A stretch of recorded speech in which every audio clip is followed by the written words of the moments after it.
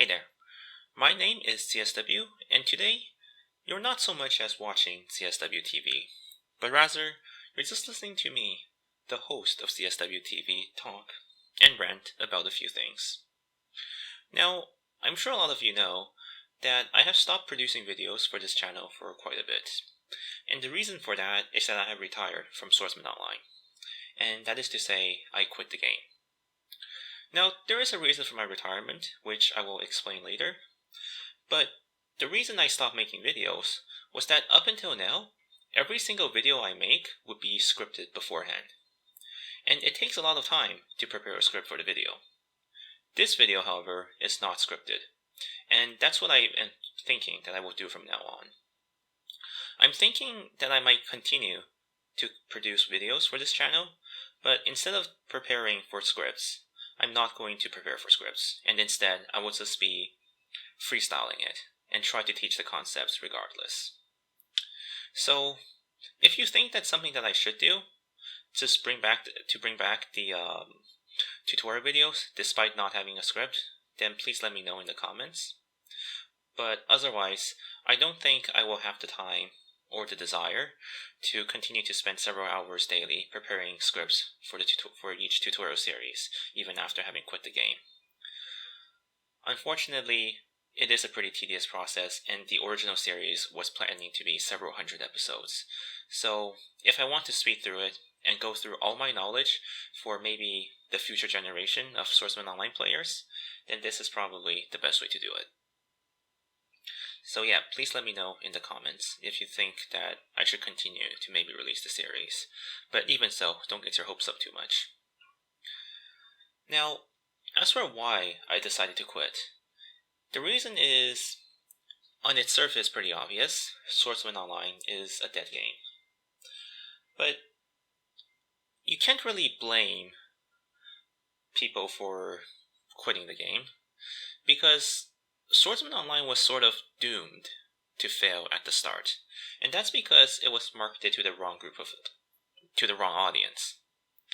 Now, Swordsman Online has always been marketed as an MMO, but the thing is, it was never meant to be an MMO in the first place. Swordsman Online has always been an arena 1v1 based game, with an MMO wrapped around it.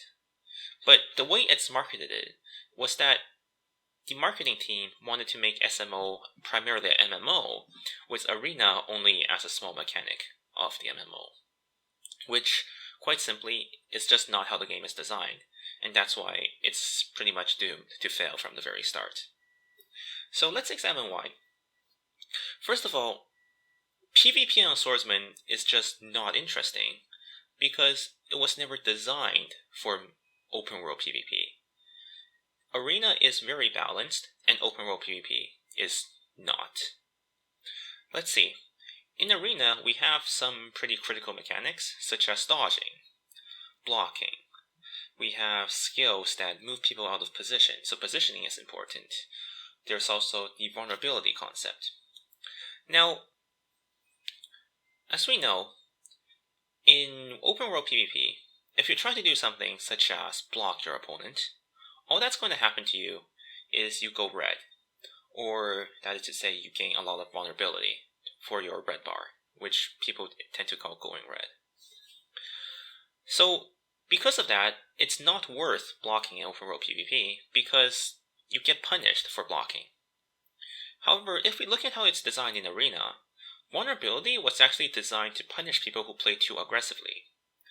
Blocking generally don't give as much red as they do in open world PvP, and mainly you gain vulnerability by continually to pressure your opponent without stepping back to meditate.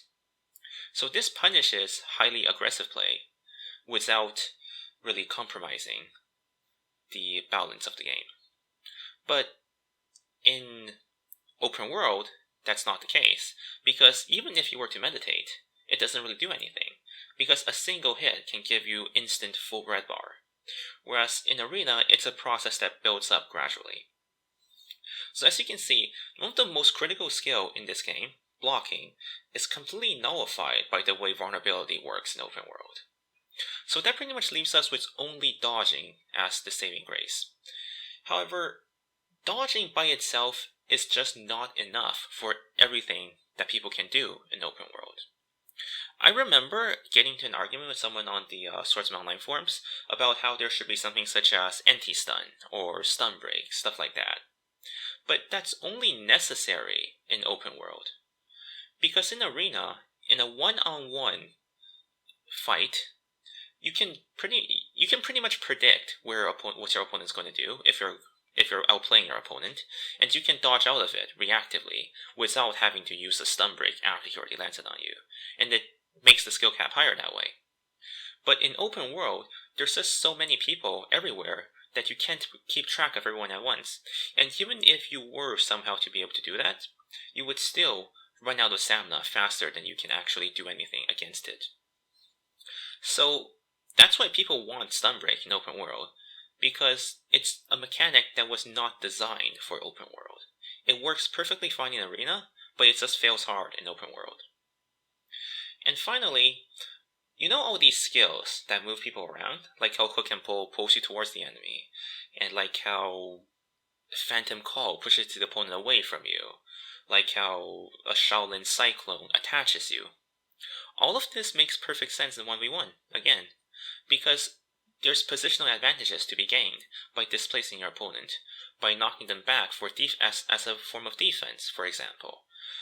Like, you can Phantom Call an opponent who's coming towards you just as an act of self-defense, which is one of the things that Chipsaw Harmony can do.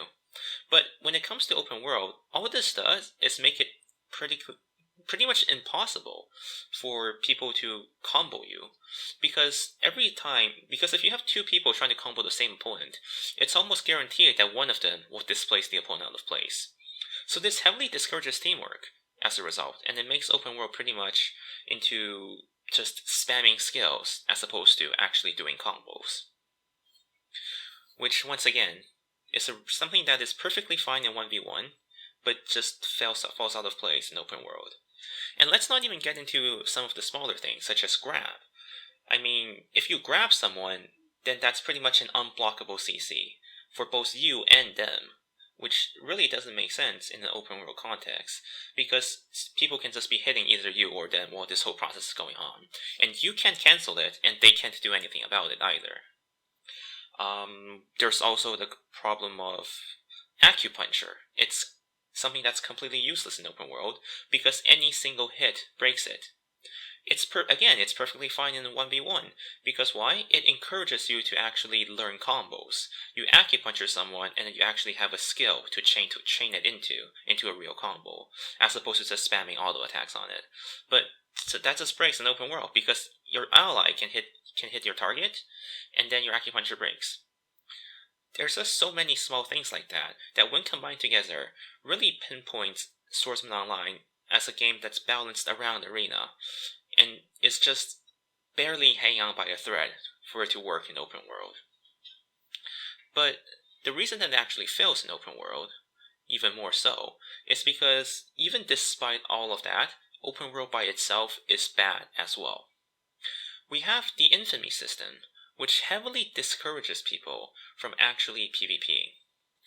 The reason is, all you do from PvPing someone is gain Infamy. However, while you have the Infamy, someone else can then come and attack you unpunished, and if you try to fight back, you just gain more Infamy.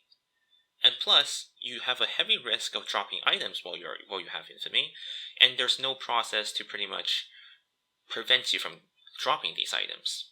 Now, let's look at something like Perfect World International, which is a game I used to play. I think their Infamy system was much better designed.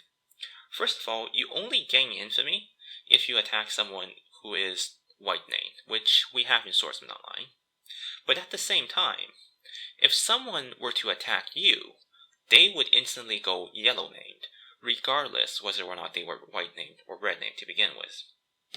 So that means, if you're already red named and someone tries to attack you, they can't basically bait you out to go more red and drop your item even more.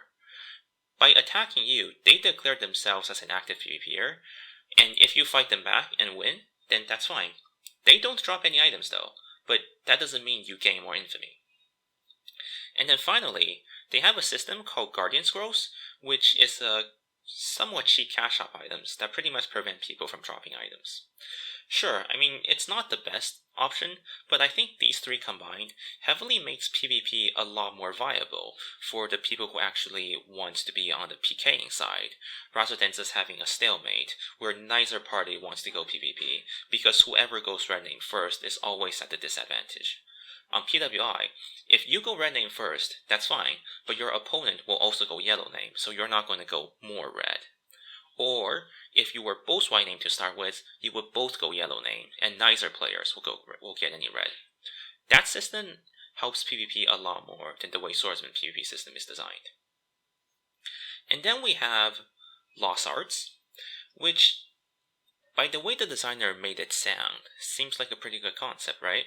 They said that it's supposed to enhance each class by providing them with skills that their class normally wouldn't have. However, as it turns out, Lost Arts are good for every single class. And that's because they're just so powerful compared to class skills.